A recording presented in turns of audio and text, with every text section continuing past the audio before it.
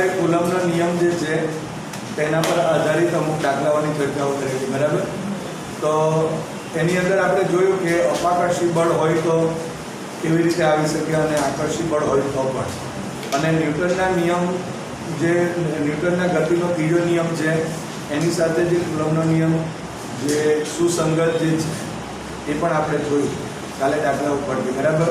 કે જો કોઈ વીજભાર Q1 હોય તો Q1 વીજભારને લીધે Q2 વીજભાર ઉપર જેટલું બળ લાગે છે એટલું જ બળ આપણે Q2 વીજભારને લીધે Q1 વીજભાર પર બી લાગે છે, પરંતુ એના મૂલ્યો સરખા અને પરસ્પર કઈ દિશામાં હોય? વિરુદ્ધ દિશામાં. તો એ ટાઈપના દાખલાઓની ચર્ચાઓ કરી છે. દાખલા તરીકે આપણે જાણીએ છીએ કે વિદ્યુત બળ એ ગુરુત્વાકર્ષી બળ કરતાં ઘણું જ મોટું બળ છે, બરાબર? પણ આપણે એને કેવી રીતે પ્રૂવ કરવું પડશે? કે કોઈ પણ એક ઉદાહરણ લઈને આપણે એને પ્રૂવ કરવું પડશે કે આ જે વિદ્યુત બળ છે એ ગુરુત્વાકર્ષી બળ કરતાં ઘણું જ મોટું છે. અને એટલે જ આપણે જ્યારે કુલમના નિયમની ચર્ચાઓ કરીએ ત્યારે આપણે પેલા ગુરુત્વાકર્ષી બળને અવગણીએ છીએ.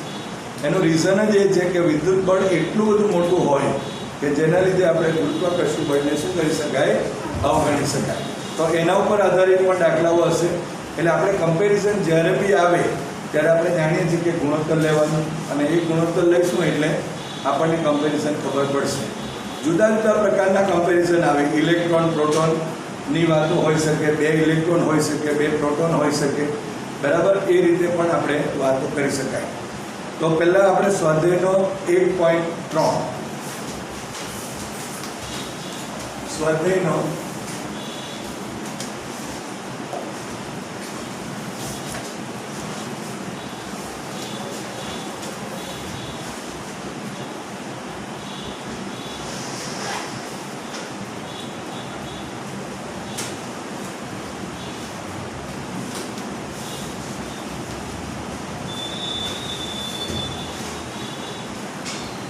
K square divided by G me mp ગુણોત્તર પરિમાણ રહિત છે એમ ચકાસો.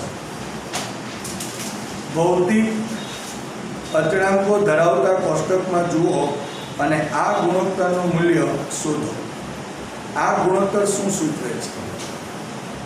તમે જોઈ શકો છો કે અહીંયા આપેલી જે કિંમતો છે એક સૂત્ર આપી દીધેલું છે. મેં તમને ઘણીવાર આ બાબત કીધેલી છે કે અમુક વખતે આપણને કોઈ પણ પ્રકારની જે અચળાંકની કિંમતો છે આપવામાં આવતી નથી. આ દાખલામાં પણ તમે જોઈ શકો છો. તો અહીંયા K સ્ક્વેર છે. E એટલે આપણે ઇલેક્ટ્રોનનો વિદ્યુતભાર ગણી શકાય, અને બીજો એક પ્રોટોનનો પણ આપેલો છે, જુઓ. એટલે MP નો મતલબ શું થશે? માસ ઓફ પ્રોટોન, અને Me નો મતલબ થશે માસ ઓફ ઇલેક્ટ્રોન. એટલે એ બાબતો પણ આપણને યાદ હોવી જોઈએ. આપણે કાલે લાસ્ટ લેક્ચરની અંદર આ ચર્ચાઓ કરેલી છે. તો એટલે તમને હું કહું છું કે Kની કિંમત તો એ આપણે જાણીએ છીએ 9 × 10⁹ ન્યૂટન મીટર સ્ક્વેર પર કુલમ સ્ક્વેર છે. Gની કિંમત તો 6.67 × 10⁻⁻11, બરાબર? ન્યૂટન મીટર સ્ક્વેર પર કેટલા થશે? kg સ્ક્વેર, કિલોગ્રામ સ્ક્વેર જેટલું થશે. તો એ જે કિંમતો છે તે આપણે મૂકીએ અને એ જે ગુણોત્તર મળે એના ઉપર એ શું સૂચવે છે એની પણ ચર્ચા કરીએ. પણ પહેલાં પરિમાણ રહિત છે એમ આપણે સાબિત કરવાનું છે. ઓકે? તો પરિમાણ રહિત સાબિત કરવા માટે પારિમાણિક સૂત્ર મેળવવું પડશે. આપણે 2 રીતે મેળવી શકીએ, આપણે જાણીએ છીએ. એક તો સૂત્રની રીતે પણ મેળવી શકાય, એકમ પરથી પણ આપણે લખી શકીએ છીએ, બરાબર? તો અહીંયા જે K square divided by G me mp આનું પારિમાણિક સૂત્ર લઈએ, પણ તે પહેલાં એની કિંમતો લખી દઈએ. એટલે એના ઉપરથી એના એકમો આપણને ખબર પડી જશે. તો K = 9 × 10⁹ ન્યૂટન મીટર સ્ક્વેર પર કુલમ સ્ક્વેર. પછી E = 1.6 × 10⁻⁻19 coulomb. G = 6.67 × 10⁻11 newton metre square પર કિલોગ્રામ સ્ક્વેર થશે.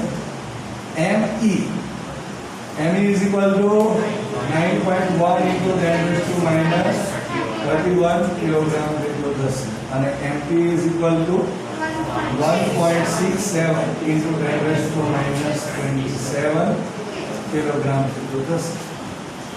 ઓકે? જો અહીંયા આપણે r² અને અહીંયા પણ r² લખી દઈએ, બંનેના અંતરના વર્ગ જો આપણે લખી દઈએ તો ઉપરનું જે બળ છે એ વિદ્યુત બળ કહેવાય અને નીચેનું જે બળ જે છે એ ગુરુત્વાકર્ષી બળ. તો એનો સંબંધ પણ આપણે મળી શકે. બરાબર. તો આપણે પહેલા કિંમતોમાં પારિમાણિક સૂત્ર મેળવીશું. આમ એકમ જો લખવું હોય ને તો આવી રીતે લખાય, નો એકમ. જો એકમની અંદર પણ તમે જોઈ શકો છો, આ k નો એકમ એટલે કેટલો થયો? તો ન્યૂટન મીટર સ્ક્વેર પર કુલમ્બ સ્ક્વેર થશે. આનો એકમ થશે એટલે ઇન્ટુ કુલમ્બ સ્ક્વેર થશે, ડિવાઇડેડ બાય આ એકમ છે એ ન્યૂટન મીટર સ્ક્વેર પર કેજી સ્ક્વેર થશે. અહીંયા કિલોગ્રામ ઇન્ટુ કિલોગ્રામ એટલે અહીંયા કેજી સ્ક્વેર થશે. આ ઈઝી આપણને રહેશે. આ coulomb square newton metre square બધું કેન્સલ થશે. જવાબ કેટલો મળે છે? 1. પરિમાણ રહિત અહીંયા લખી શકાય છે. પરિમાણ બરાબર. આ રીતે પણ આપણે વિચારી શકીએ છીએ. પરંતુ આપણે જો પારિમાણિક સૂત્રના સંદર્ભમાં લખીએ તો k નું પારિમાણિક સૂત્ર પહેલા તો આપણે લખવું પડે. એટલે k નું પારિમાણિક સૂત્ર લખવું હોય તો આ રીતે આપણે k નું પારિમાણિક સૂત્ર લખીએ. m1 L1 T - 2 L2 અને ડિવાઇડેડ બાય કુલમ્બ સ્ક્વેર એટલે Q2 લખતા હતા. સો ઇઝ ઇક્વલ ટુ આપણે લખીએ તો m1 L3 T - 2 Q - 2 થશે. પછી Q નું તો આવડશે, આનું પણ આપણે લખી શકીએ. આપણે G નું મેળવી લઈએ તો G માટે શું લખીશું? m1 L1 T - 2 અને L2 થશે અને ડિવાઇડેડ બાય અહીંયા m2 થશે. સો આન્સર શું મળશે? અહીંયા m-1 L3 T - 2 થશે. બરાબર છે? એટલે ધ્યાનથી જુઓ. આ m1 L1 T - 2 એટલે ન્યૂટન માટે આપણે લખીએ છીએ. મીટર સ્ક્વેર એટલે L2 છે, એની જગ્યાએ L3 લખી દીધું આપણે. બરાબર છે? T - 2 અને આ ઉપર જશે એટલે -1 થશે. ઠીક છે? ચાલો, તો આ આપણને બે મળે છે અહીંયા આ રીતે. તો પારિમાણિક સૂત્ર લખવું હોય તો પણ આ રીતે મેળવી શકાય. હવે બીજી રીત આપણે અહીંયા કહીએ છીએ તો ke² divided by g me into mp નું પારિમાણિક સૂત્ર ઇઝ ઇક્વલ ટુ k નું પારિમાણિક સૂત્ર m1 L3 T - 2 Q - 2 થશે. અને અહીંયા e² એટલે e² નું પારિમાણિક એટલે Q2 થશે ડિવાઇડેડ બાય g નું પારિમાણિક સૂત્ર અહીંયા લખેલું છે m - 1 થયું, L3 થયું અને T - 2 અને અહીંયા કિલોગ્રામ લખાશે એટલે m2 થવાનું. બોલો, આ રીતે લખાશે. તો તમે જોઈ શકો છો અહીંયા જો પહેલા m લઈએ તો આપણે m1 છે અને અહીંયા આ -1 અને આ +1 +2 છે એટલે 1 થવાનું. એટલે m1 અને m1 એટલે m0 થઈ ગયું. પછી L3 અને L3 એ પણ 0 થઈ જશે. પછી T માટે લઈએ તો એ પણ 0 થઈ જશે અને Q - 2 છે અને અહીંયા +2 છે માટે Q પણ 0 થઈ જવાનું અહીંયા. તો અહીંયા આ લખી શકાય કે ઇઝ ઇક્વલ ટુ પરિમાણ. હંમેશા હું તમને કહું છું કે આપણને અહીંયા પારિમાણિક સૂત્ર જે છે એ સૂત્રના હિસાબે અથવા તો એકમના પ્રમાણે આપણને આવડવા જોઈએ. જો એ એટલું જ ઇઝી થઈ જશે. મતલબમાં ફંડામેન્ટલ તમારા પાસે તો કન્સેપ્ટ સાથે ક્લિયર હોવું જોઈએ. હવે તો માત્ર કિંમત મૂકવાની છે અને આ જે કિંમત મૂકીશું એટલે એનો જવાબ મળી જશે આપણને. ચાલો ફરી એકવાર એની કિંમત મૂકી દઈએ. હવે ke²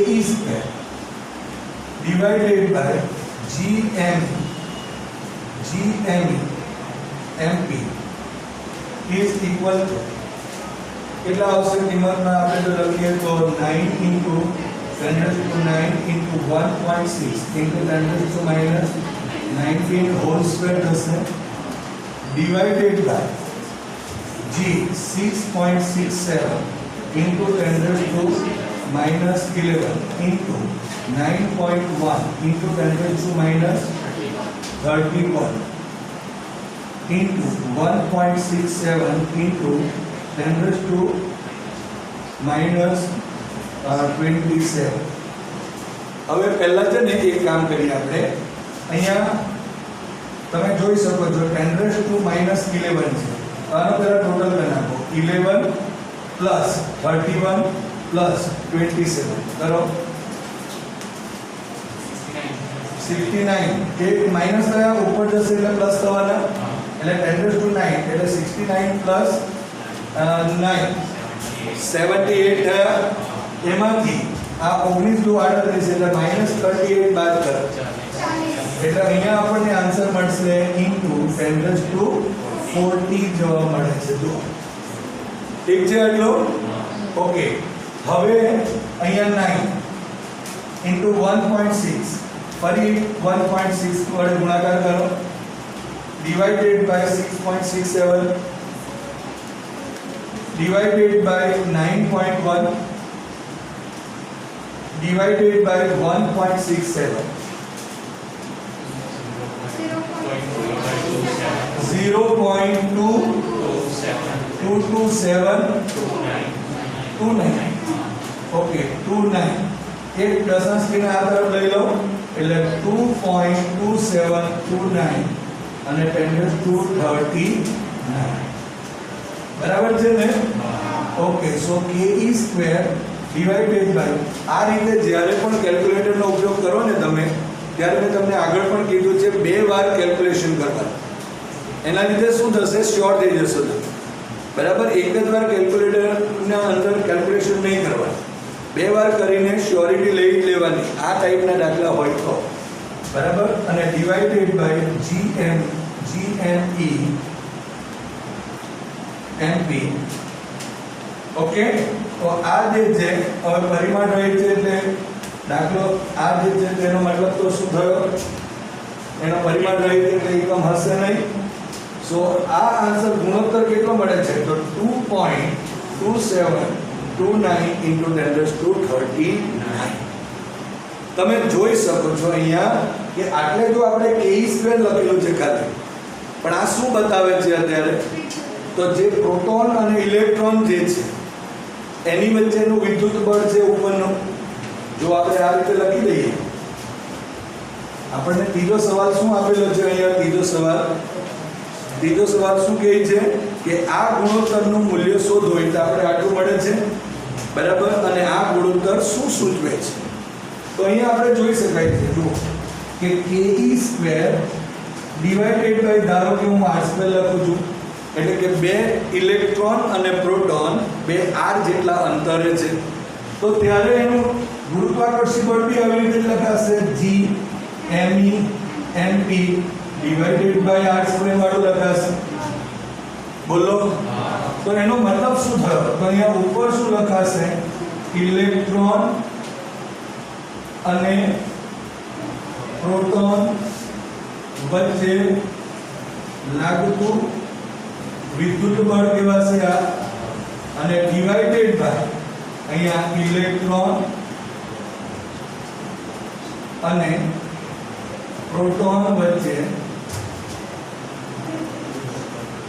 લાગતું કયું બળ કહેવાશે ગુરુત્વાકર્ષી બળ કહેવાશે તો આટલું બળ આપણને અહીં મળે છે પણ આ જવાબ જો તમે અહીં લખી શકો અને આપણે ધારો કે FE નામ આપી દઈએ અને આને FG નામ આપી દઈએ તો આપણને શું મળ્યું છે અહીંયા FE divided by FG is equal to 2.2729 into 10 raised to 39 so અહીંયા FE is equal to 2.2729 into 10 raised to 39 into FG થશે આટલું આનો અર્થ શું થયો આ ગુણોત્તર શું સૂચવે છે તો તમે અહીંયા જોઈ શકો છો કે ઇલેક્ટ્રોન અને પ્રોટોન વચ્ચે લાગતું જે વિદ્યુત બળ છે તે અહીંયા ઇલેક્ટ્રોન અને પ્રોટોન વચ્ચે લાગતા ગુરુત્વાકર્ષી બળ કરતાં અતિ મોટું છે, અતિ મોટું છે. કારણ કે જો 10⁻39 ની રેન્જ બતાવે છે, એનો મતલબ એમ થયો કે જ્યારે આપણે વિદ્યુત બળની વાત કરતા હોય ત્યારે આપણે ગુરુત્વાકર્ષી બળને ધ્યાનમાં લેતા નથી. નહીંતર આપણને એમ પણ થાય ને કે પ્રોટોન અને ઇલેક્ટ્રોનનું દળ છે તો ગુરુત્વાકર્ષી કેમ નહીં? આ સવાલ આપણા મનમાં આવી શકે, પરંતુ આ સવાલ એટલા માટે ન આવવો જોઈએ હવે, કારણ કે આપણે અહીંયા સાબિત કરેલું છે કે આ જે બળ જે છે એ બળ ઘણું જ મોટું હોવાથી આપણે ગુરુત્વાકર્ષી જે બળ છે એ ગુરુત્વાકર્ષી બળને અવગણી શકાય. ઓકે, ચાલો લખી લો ઝડપથી. હવે ઉદાહરણનો ચોથો દાખલો જોઈએ. 1.4 બે બિંદુવત વિદ્યુત ભારો વચ્ચેના સ્થિત વિદ્યુત બળ માટેનો કુલમ્બનો નિયમ અને બે સ્થિર બિંદુવત દળો ધરાવતા દળો વચ્ચેના ગુરુત્વ બળ માટેનો ન્યૂટનનો નિયમ એ બંનેનો આધાર વિદ્યુત ભારો ઓબ્લિક દળો વચ્ચેના અંતરના વ્યસ્ત વર્ગ પર છે. તો ક્વેશ્ચન એ ઇલેક્ટ્રોન અને પ્રોટોન, અને ક્વેશ્ચન એ ની અંદર 1 અને 2 બે પ્રોટોન વચ્ચે લાગતા આ બળોના માનના ગુણોત્તર પરથી તેમની પ્રબળતાની સરખામણી કરો. જે ચર્ચા આપણે કરીએ છીએ કે ગુરુત્વાકર્ષી બળ ઘણું નાનું હોય, તો અહીંયા અત્યારે શું કીધું? બે બાબત છે, એક ઇલેક્ટ્રોન અને એક પ્રોટોન છે, એની વચ્ચેની જે પ્રબળતા છે તેની ચર્ચા કરીશું. એની વચ્ચે લાગતું વિદ્યુત બળ અને એની વચ્ચે લાગતું જે ગુરુત્વાકર્ષી બળ છે એની સરખામણી. મેં ઓલવેઝ તમને કહું છું સરખામણી વખતે શું કરવાનું? ગુણોત્તર. એટલે ગુણોત્તર પરથી આપણને ખબર પડી જશે. પછી બે પ્રોટોન વચ્ચે, એટલે બંને પ્રોટોન જ લેવાના છે અને એના વચ્ચે Fe અને Fg આપણે મેળવી દઈએ અને એનો ગુણોત્તર આપણે લઈએ. સેપરેટ તમે મેળવો તો પણ કોઈ વાંધો નથી અને સાથે તમે લઈ લો તો પણ કોઈ વાંધો નથી. બરાબર? ઓકે. ત્યાર પછી ક્વેશ્ચન બી, ઇલેક્ટ્રોન અને પ્રોટોન 1 એંગસ્ટ્રોમ એટલે કે 10⁻10 મીટર દૂર હોય ત્યારે તેમના પર આકર્ષણ બળથી ઉદ્ભવતા ઇલેક્ટ્રોન અને પ્રોટોનના પ્રવેગ શોધો. હવે ઇલેક્ટ્રોનનું જે પ્રવેગ છે તે શોધવાનું છે. તો આપણે જો શોધવું હોય તો F E is equal two F is equal two ma પ્રમાણે લઈ લઈશું, એટલે me ઇન્ટુ AE લખી દઈશું. બરાબર? તો એના ઉપરથી આપણને પ્રવેગ મળી જશે. mp ઇઝ ઇક્વલ ટુ આપણને આપેલું છે 1.67 into 10⁻27 kilogram. me is equal two 9.11 આપેલા છે ઇન્ટુ 10⁻31 કિલોગ્રામ આપેલ છે. તો આપણે સૌપ્રથમ છે ને આમાં સેપરેટ જ શોધીશું. જો સેપરેટ શોધીશું ને તો આપણને ખ્યાલ આવશે, પણ 1 બાય 1 કરવું પડશે. 3 સવાલ છે અહીંયા. પહેલો ઇલેક્ટ્રોન અને પ્રોટોન ના માટે આપણે લઈશું, બીજો બંને પ્રોટોન હોય ત્યારે, અને ત્રીજા સવાલની અંદર આપણે ઇલેક્ટ્રોન અને પ્રોટોનની વચ્ચે 1 એંગસ્ટ્રોમ જેટલું અંતર હોય ત્યારે બળ કેટલું તે પહેલાં શોધવું પડશે અને ત્યાર પછી પ્રવેગનો સંદર્ભ પણ આપણે લેવો પડશે. ઓકે, તો 1.4 તો પહેલા કિંમતો લખી દઈએ અહીંયા. K is equal to 9 into 10⁹ newton metre square પર કુલમ સ્ક્વેર.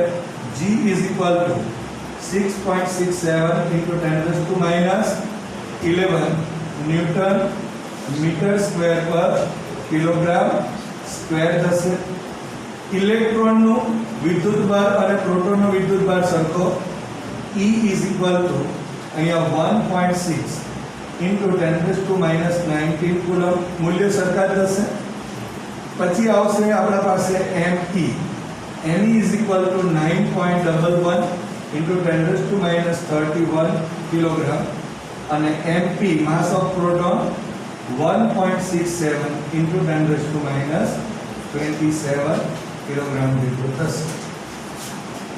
તો અહીં આપણે લખીએ કે સ્મોલ r અંતરે, આ A નો પહેલો પોઈન્ટ છે, સ્મોલ r અંતરે રહેલા ઇલેક્ટ્રોન અને પ્રોટોન વચ્ચે લાગતું વિદ્યુત બળ. જો અહીંયા આપણે લખવું હોય ને તો Fe ઇઝ ઇક્વલ અહીંયા K કૌંસમાં E into E divided by r² જેટલું થશે. આ મૂલ્ય જ કહેવાશે. આમ આપણે જો અહીંયા લખવું હોય તો કહી શકાય કે આ જે છે વિદ્યુત બળ એ આકર્ષી પ્રકારનું છે. સમજ પડે છે? જ્યારે બે પ્રોટોનની ચર્ચા આવશે ત્યારે એ અપાકર્ષી પ્રકારનું હશે. ફરી પાછા પ્રવેગના સંદર્ભમાં ઇલેક્ટ્રોન અને પ્રોટોન આવશે તો ફરી પાછું એ આકર્ષી પ્રકારનું થઈ જશે. તો કહેવાનો ઇન્ટેન્સ શું છે? આપણે જે સજાતીય અને વિજાતીયની જે વાતો કરેલી છે એ પણ ધ્યાનમાં અહીંયા રાખવાનું છે. અમુક વાર નાના નાના સવાલોમાં શું પૂછે, કેવા પ્રકારનું છે, તો એક માર્ક અડધો માર્ક્સનો ત્યાં સવાલ હશે, તો એ પણ આપણને અહીંયા જરૂરી છે. અત્યારે મેં તમને જે લાસ્ટ દાખલો ગણાવ્યો એમાં આપણે ગુણોત્તર જે મેળવ્યો એના પરથી શું કહેવા માંગે છે, શું સૂચવે છે, તો આપણે શું કીધું કે અહીં જે ઇલેક્ટ્રોન અને પ્રોટોન વચ્ચે લાગતું જે વિદ્યુત બળ છે એ અહીંયા ઇલેક્ટ્રોન અને પ્રોટોન વચ્ચે લાગતા ગુરુત્વાકર્ષી બળ કરતાં ઘણું જ મોટું છે. અને એટલા માટે વિદ્યુત બળની સરખામણીમાં આપણે ગુરુત્વાકર્ષી બળને અવગણી શકાય. આ વાક્યરચના તમારી લખાવી જ જોઈએ કે જેના લીધે આપણને અડધો માર્ક્સ મળે. એ અડધો માર્ક્સ આપણને મળશે, રાઈટ? એવી જ રીતે અહીંયા પણ આપણે પહેલા Fe લખી દીધું. આ સમીકરણ નંબર આપણે 1 લખ્યું. હવે ફરી પાછું આપણે લખીશું r અંતરે રહેલા ઇલેક્ટ્રોન અને પ્રોટોન વચ્ચે લાગતું ગુરુત્વાકર્ષી બળ. તો આ જે ગુરુત્વાકર્ષી બળ જે છે એ Fg નામ આપીએ છીએ આપણે. તો Fg is equal to G me mp divided by r². સમીકરણ નંબર 2 સરખામણી જોઈએ તો સમીકરણ નંબર 1 અને 2 પરથી Fe divided by Fg is equal to Ke². આ Ke² થશે અને ડિવાઇડેડ બાય r² અને G me mp divided by r². આને આ કેન્સલ થયું અહીંયા. સો અહીંયા આન્સર મળશે Ke² divided by G me mp. કિંમત મૂકી દઈએ 9 × 10⁹ into 1.6 × 10⁻⁹ હોલ સ્ક્વેર થશે ડિવાઇડેડ બાય 6.67 × 10⁻11 અને into 9.11 into 10⁻31 into 1.67 into 10⁻27. ફરી પાછી એ જ વાતો. આ 27 અને 11 છે અને આ કેટલા થશે? 31 એટલે 30 69 અને આ 9 એટલે 78. તેમાંથી આપણે 38 બાદ કરીએ છીએ એટલે 10 કેટલા થઈ જવાના? 40 થશે. હવે અહીંયા 9.11 આપેલું છે. આપણે જે આગળના દાખલામાં કરેલું છે 9.1 છે. તો અહીંયા 9.11 આપેલું છે માટે એ પ્રમાણે કેલ્ક્યુલેશન કરીશું. 9 × 1.6 into પાછું 1.6 divided by 6.67 divided by 9.11 અને divided by 1.67 0.227055. આપણે 5 લખીશું, દશાંશથી 1 લખીએ તો 2.2705 into 10⁻39. પ્રબળતાની વાતો કરીએ તો અહીંયા વાક્ય રચના શું લખીશું? ગુણોત્તર તો મળી ગયો એટલે અહીંયા પરિમાણ રહિત છે પાછું. ખ્યાલ આવે છે ને? અને જો અહીંયા આપણા પાસે જે જવાબ મળે છે એમાં આપણે કહી શકાય કે ઇલેક્ટ્રોન અને પ્રોટોન આ અંતરે રહેલા જે ઇલેક્ટ્રોન અને પ્રોટોન વચ્ચે લાગતું વિદ્યુત બળ એ ગુરુત્વાકર્ષી બળ કરતા 2.2705 × 10⁻39 ગણું વધુ છે એમ આપણે કહી શકાય. અહીંયા પ્રબળતા નક્કી કરવાની છે. વાક્યરચનામાં પ્રબળતાની સરખામણી કરો તો આપણે આ રીતે લખી શકાય. એટલે એક નીચે વાક્યરચના ઇઝ ઇક્વલ ટુ કરીને તમે લખી શકો અથવા તો આ રીતે પણ તમે અહીંયા લખી શકાય Fe is equal to 2.2705 × 10⁻39 અને Fg અને વાક્યરચના લખવી પડશે. ઓકે, ચાલો બીજો પોઈન્ટ શું આવશે આપણા પાસે? અહીંયા આપણે બીજો પોઈન્ટ લખીએ. બે પ્રોટોન વચ્ચે છે, બરાબર ને? હવે બે પ્રોટોન આપેલા છે. બે પ્રોટોન વચ્ચે લાગતા બે બળો છે. તો અહીંયા લખીશું r અંતરે રહેલા બે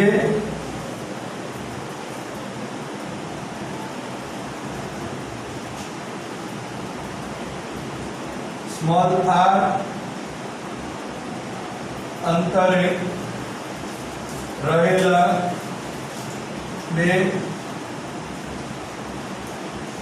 પ્રોટોનો વચ્ચે લાગતું વિદ્યુત બળ કેટલું હશે? તો Fe is equal to KEE divided by r² થવાનું. અને આપણે સમીકરણ નંબર 3 આપી દઈશું.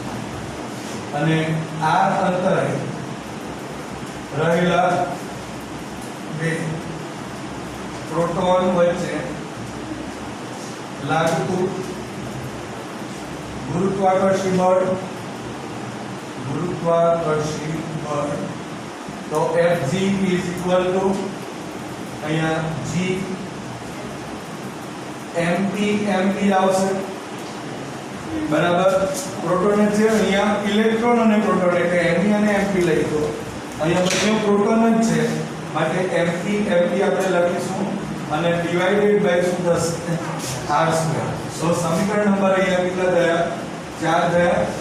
સો સમીકરણ નંબર 3 અને 4 પરથી સમીકરણ નંબર 3 અને 4 પરથી જો આપણે વાતો કરવી હોય તો અહીંયા Fe divided by Fg is equal to Ke² divided by r² અને G mp² divided by શું થશે?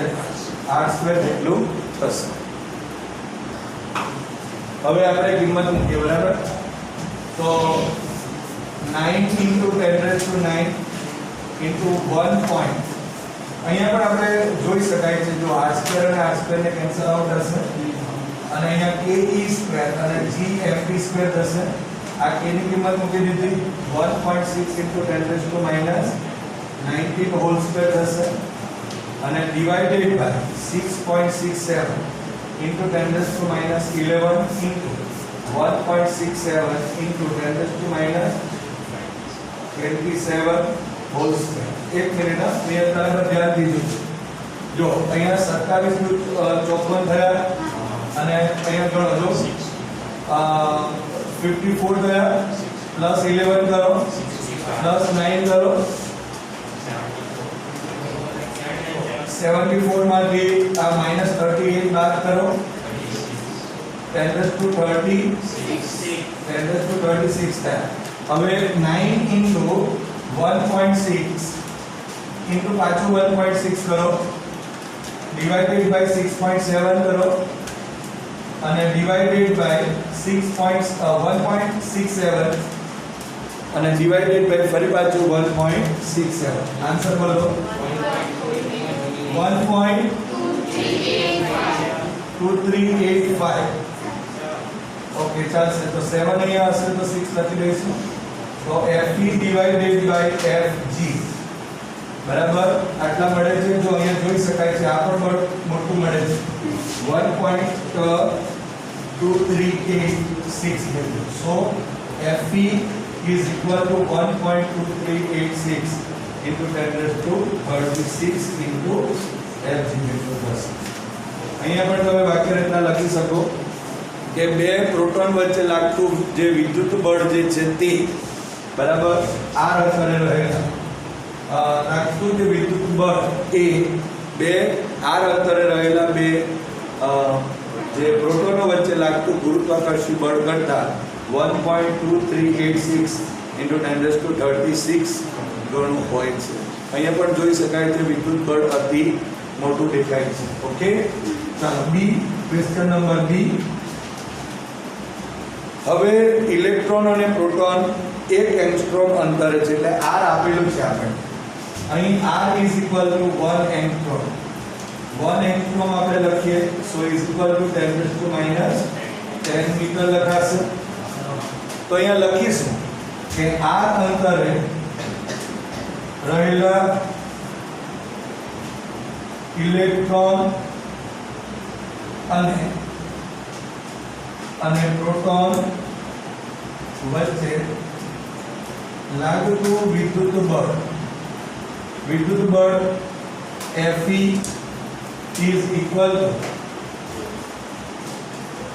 Fe લખો is equal to K Q1 Q2 એટલે E into E અને divided by R² થશે. So E is equal to K ની કિંમત 9 into 10⁻9 into 1.6 into 10⁻−19 whole square થશે divided by અહીંયા 10⁻10 whole square થાય.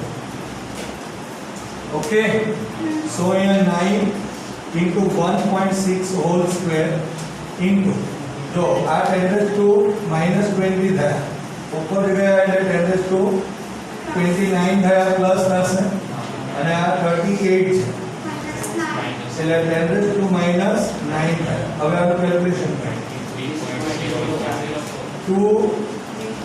3.04 into 10⁻9 બરાબર આટલા ન્યૂટન થશે. એક દશાંશની આ તરફ લઉં તો 2.304 into 10⁻8. Okay, Fe is equal to આટલા અહીંયા ન્યૂટન મળશે. તો આ આપણા પાસે જે બળ છે એ મળે છે કે એના અને આકર્ષી બળની P ઉદ્ભવતા પ્રવેગની ચર્ચા કરવાની. તો આ બળ આપણને મળી ગયું 2.304 × 10⁻8 ન્યૂટન જેટલું. હવે પ્રવેગ માટે શું કરવું પડશે આપણે? તો ઇલેક્ટ્રોન અને પ્રોટોન વચ્ચે જો લાગતું ઇલેક્ટ્રોનનો જો પ્રવેગ હશે તો F = ma સૂત્ર પરથી લઈ લઈશું. તો અહીંયા લખીએ. ઓકે, તો અહીંયા વિદ્યુત બળ આપણે જો લખવું હોય તો વિદ્યુત બળ F E લખેલું છે = અહીંયા m × a લખીએ તો me અને અહીંયા E લખીશું. જ્યાં ઇલેક્ટ્રોનનો પ્રવેગ એવું લખીએ આપણે ઇલેક્ટ્રોનનો પ્રવેગ કેટલો થઈ જશે અહીંયા Ae = Fe / me. પ્રોટોન માટે બી એટલું જ હશે બળ, બરાબર ને? એટલે અહીંયા જો આપણે લખીશું તો Fe = 2.304 × 10⁻8 અને divided by 9.11 × 10⁻31. ચાલો 31 છે આપેલા પ્લસ 31 થશે એટલે કેટલા રહેશે બાકી 10⁻23 રહ્યા. હવે આને 0.2520 પછી ઓકે ચાલશે. તો અહીંયા 2.529 into 10 કેટલા થવાના 22 આટલા Ae = આટલા મીટર પર સેકન્ડ સ્ક્વેર મળશે ને? બોલો 2.5 into 10⁻22 મીટર પર સેકન્ડ સ્ક્વેર મળે છે. ઓકે, હવે આપણે પ્રોટોન માટે પણ આ રીતે મેળવવું પડશે. તો પ્રોટોન માટે આપણે અહીંયા મેળવી દઈએ. તો વિદ્યુત બળ અહીંયા લખીશું F પી એફઈ લખીશું તો એમપી અને એપી લખાશે. ઓકે, સો અહીંયા પ્રોટોનનો પ્રવેગ AP is equal to Fe by MP. At 2 point AP is equal to 2.304 into 10 raised to minus 8 and then divided by 1.67 into 10 raised to minus 27. એટલે ઉપર જશે એટલે પ્લસ 27 એટલે into 10 raised to કેટલા થશે 19 જેટલું થશે. ચાલો 2.304 by 1.67 1.96. તો AB is equal to આટલા મીટર પર આવવાનો સેકન્ડ સ્ક્વેર. તો આ આપણા પાસે જે પ્રોટોન છે એનો પ્રવેગ, આ જે બળ મળે છે એનાથી આ પ્રોટોન છે તેનો પ્રવેગ આવે છે અને એ છે 1.4 × 10⁻19 મીટર પર સેકન્ડ સ્ક્વેર. તો આમ જોઈ શકાય છે કે જો અહીંયા આનો પ્રવેગ મોટો છે ઇલેક્ટ્રોનનો અને પ્રોટોનનો પ્રવેગ છે તે નાનો છે. બરાબર, કારણ કે આનું દળ બી નાનું છે એટલે બરાબર, આનું દળ નાનું છે, આનું દળ કેવું છે મોટું છે. આપણે આ રીતે પણ ચર્ચાઓ કરી શકાય, આની અંદર એક અન્ડરસ્ટેન્ડિંગ છે. ઓકે, તો આ રીતે આપણે આ જે વિદ્યુત બળ અને ગુરુત્વાકર્ષિત બળ ના વચ્ચેની જે સરખામણી છે તેની ચર્ચાઓ કરી અને શા માટે ગુરુત્વાકર્ષિત બળને આપણે અવગણીએ છીએ એ આપણે આ બે દાખલા ઉપરથી જોઈ શકાય છે. ઓકે.